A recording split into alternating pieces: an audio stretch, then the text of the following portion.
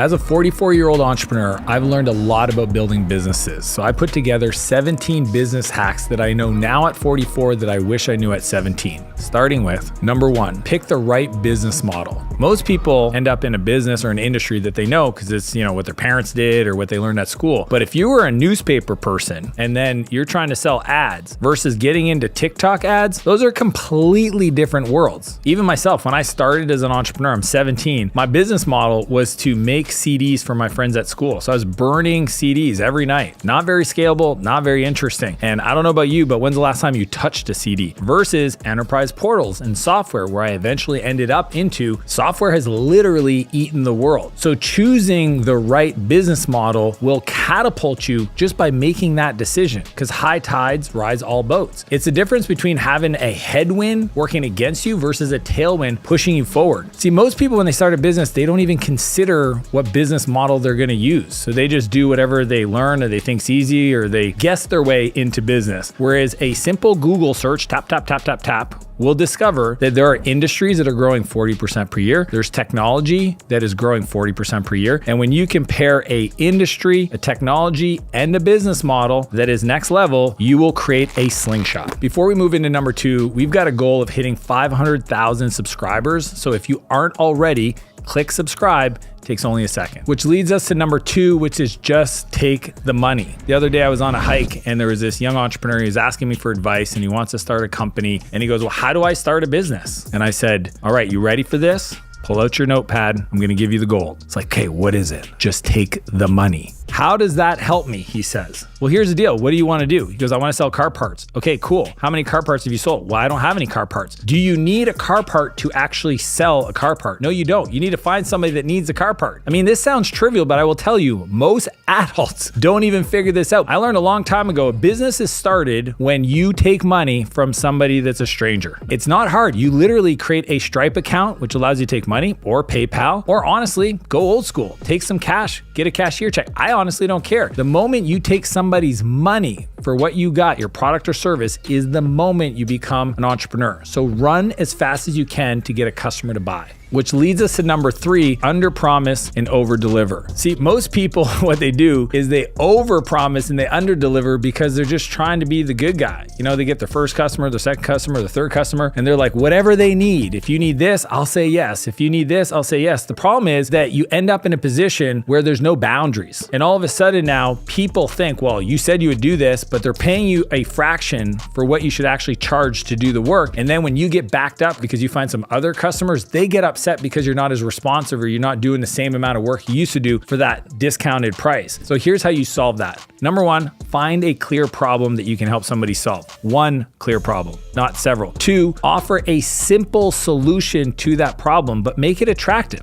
Design it in a way that deals with their objections. Number 3, for that simple solution to that problem, go above and beyond. And I'm talking simple things, following up and asking them how they're doing, a handwritten thank you note, referring somebody else that you know to that customer for whatever reason. The last mile is rarely crowded because nobody's willing to go that far. If you do that, you will be different from everybody else out there. Which leads us to number 4, which is negotiate your needs. I remember when I started Martell Media, this company that produces all my content, I realized the commitment it was going to take on my calendar, on my budgets, because I was going to invest in it, on my focus and energy. And it required me to renegotiate my needs, my preferences with everybody in my life. Because at that point, it wasn't like my calendar wasn't already committed. I was essentially deciding to say no to a bunch of things that I already agreed to with business partners of mine who I absolutely adore and love, but would require me to have a different level of involvement in their business. So before I started, I called every one of them up and had a tough conversation. Explained to them my vision, explained to them what I wanted to do, and asked them if it was okay if I changed the calendar, the meetings I got involved in, and how decisions got made. It's something I learned when I didn't do this in the past. I've always gotten myself in trouble when I just said yes to somebody that impacted somebody else without talking to them about it first. So here's the deal. No agreement is permanent. Everything can be negotiated. I'm talking consultants, vendors, credit card processing.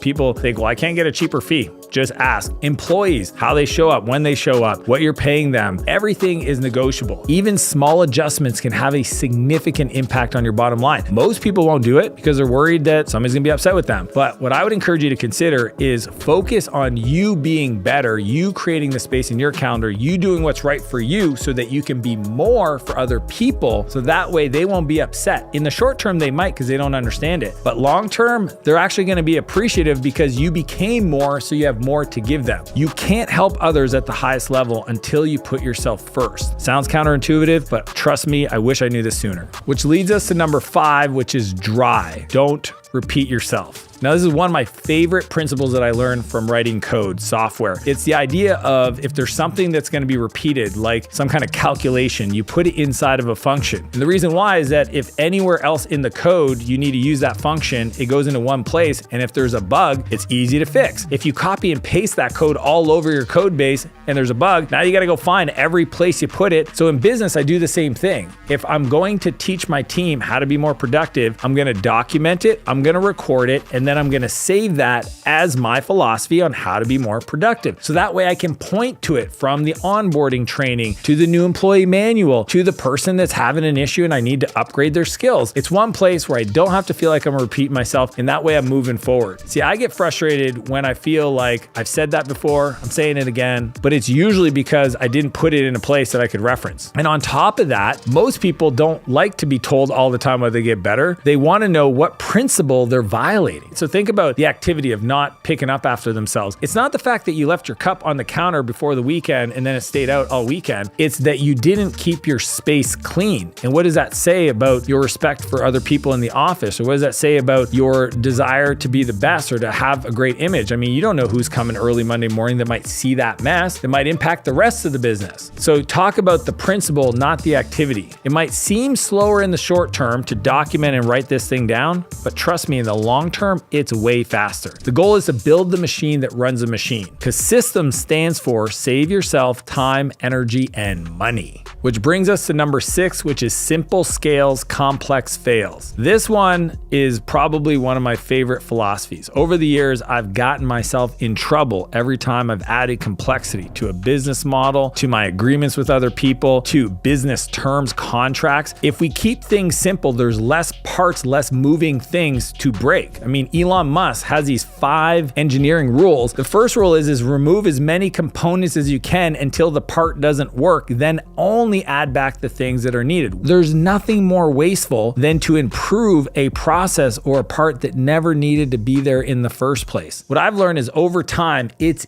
easy to add complexity. What's hard and impressive for me is watching somebody fight to remove something. I know this is like, what? Remove things in the business that don't have the same yield they used to. Remove things out of your life that don't serve you anymore to create space for new opportunities. When it comes to business, I have a philosophy called the scaling credo. It's the 5 ones. We focus on one product, not 7, one offer, not 3, one funnel, not 2, and one ideal customer that we're going to sell the product to, not 15. And then we focus for 1 year of execution. If we do that, we will build a $1 million business in 12 months. If you decide to do it differently, then you're just adding complexity. And focus stands for follow one course until successful. 5 ones, dead focus, you can't miss. Which leads us to number 7, which is raise your prices constantly. One of my favorite people in the world, Patrick Campbell, says if you're not changing something about your pricing every 6 months, then you're not doing it right. Think about this. Most people, when you ask them, if somebody bought your business tomorrow, what's the first thing they would change? It would probably be change your prices. I was coaching an entrepreneur once, and he had this software product that he's been building for 15 years. And I asked him, when's the last time you raised your prices? His response, 11 years ago. All right, let me ask you a few questions. In the last 11 years, have you made the product better? Yeah, way better. Have you innovated? We're best in class. Has your team gotten better? Yeah. Have you gotten better? Yeah. All things being said, you've gotten better, but the customer's been paying the same price. Has the world gotten more expensive? Have you heard of inflation? You want to get to a place where the value you're offering and the perceived value from the customer buying is in equilibrium, so you have the margins to invest in your business to get even better. Most of you guys struggle to buy back your time or make that new hire because you're not making enough profit because your prices haven't changed. So remember this, Value rises with demand, price follows. So the more demand you have for your product, the value goes up, and you have to capture that by increasing your price. Which leads us to number 8, which is be impeccable with your word. If it's in your calendar, show up. If you tell somebody you're gonna do something, do it. If you're talking to somebody else, don't talk crap about other people. So I know this guy, and he's always talking negative about somebody else. What he doesn't realize is him being that way causes me not to want to share. Why would I ever tell him anything that's going on in my life knowing that he's just gonna tell the world? Being impeccable with your word is a few things. One, if it's a no, just say no. Don't say maybe, say yes or say no. You're allowed to say no. Have integrity with others. If you commit to somebody and you can't make it, call them up ahead of time and renegotiate. When you tell somebody you're gonna be there, be on time. Don't talk crap about other people. Don't say anything you wouldn't feel comfortable being covered on the homepage of your local newspaper. I just assume everything I say, no matter what the setting, it could be captured and it could be published on the homepage of the internet for everybody to scrutinize. Would I be okay with those words being published? And most people don't live like that, so they say things that are so crazy sometimes that cause emotional shrapnel either from the person they're talking to or the person they're talking about that eventually finds out. So if people can't trust your word, it's going to repel success. If you're the kind of person that can keep their word, people want to do business with you. So remember this: a promise made is debt unpaid. Always pay your debts. Which leads us to number 9, talk to your customers. I can't tell you how important this is. I have team members come to me all day long saying, hey, I got this idea to make this better. I got this other idea, we could do this. My question always is, who did you ask? There is so much opportunity in picking up the phone and talking to your customers. When I was building my company Clarity, I used to call it smile and dial. Every Thursday, I would grab a list of new customers. I'd call them up. I'd pretend I was on the product team. I didn't want them to know as the CEO. And I would ask them questions like, how did you hear about us? What did you like best? What could we do to better meet your needs? Those conversations drove the innovations. Those calls allowed me to find customers that were raving fans and ask them if they would be willing to do a video testimonial. Entrepreneurs that talk to their customers will have an unfair advantage because you're going to be able to learn faster, deliver on their needs faster, and have them being absolutely blown away that the owner is talking to them. Know your customers, encourage your team to talk to your customers, and only come up with ideas after you've talked to them so that you can validate them to make sure they're the right things to build to grow your business. Which leads us to number 10, you don't manage time, you manage energy. Back in my 20s, I would wake up and I would work all day, 16 hours a day. I just had one mode, work, work, work. And I realized as the day went on, I got less and less done. My brain didn't work the same way that it did when I started the day, but it didn't matter. As things came up, I just filled my calendar. And then I realized that the things that were most important weren't getting the best version of me. Honestly, thinking back to like even in school, time isn't the same because when I was in math class, it felt like time stood still. And then I went to art class and it felt like time evaporated. Next thing you know, the bell was ringing for lunch. 2 different experiences. So how do I do it now? I design my calendar to map to my energy. For example, my mornings is when I do my deep creative work. I call it creating connected to my creator. That's when I push the big rocks up the hill, big meaty projects, things that give me a little anxiety, things that are hard. I do those first thing in the morning. The afternoons is when I do most of my meetings because I love talking to people and those conversations usually give me energy. And then what I'll do is I'll also put in a workout to reset my energy. Anytime I feel my energy drop, which sounds counterintuitive, I'll hit the gym. That's why I have a gym here at the studio. I have a gym at my home. I have a gym membership. Honestly, I have 3 memberships in the city I live in. Energy flows where attention goes. And if I put the attention on my body, it turns out I have more energy. Now I can get more done in 4 hours than most people will do in their whole day because I'm mapping the activity to the energy and what I'll be able to produce the best with my mind. Which leads us to number 11, play to win, don't play not to lose. Most entrepreneurs, when they get some success and they're climbing that mountain, they're trying to play to win. I don't have any money. I would like money, so I wake up to try to be rich. And then one day you wake up and you have more money than you expected and you shift your strategy. Now you're worried about losing what you've got. It's like the people that are trying to reduce their expenses. And I'm like, okay, you could, people that move to different countries just to save on taxes. Or you could focus on making more money, right? There's a difference between wealth preservation or shrinking versus wealth creation or expanding. I prefer to focus my energy on becoming more, not less. Think about your inner conversations. When you're attacking a problem, are you worried about what you could lose or are you focused on what you could gain? Because here's what I know is today's energy will shape tomorrow's reality. You want to be focused on the potential of the future, not the fear of losing from the past. Which leads us to number 12, which is spend money to save time, not time to save money. Unfortunately, broke people spend a lot of time to save money. I know people that drive to Costco 25, 30 minutes out of their way to save 10 cents on a gallon of gas. I watched my dad doing this my whole life. My dad owned rental properties, and every Sunday he would go and mow the lawn. He would spend his time to save money instead of taking that money to invest to buy time to go work on bigger leverage deals. So here's the formula. If you have an opportunity to become more, you want to spend your current money to buy back time out of your calendar so you have that freedom. Then with that new time, go invest it in becoming more so that you become more valuable to the world. If all you do is stay in this hamster wheel of being busy,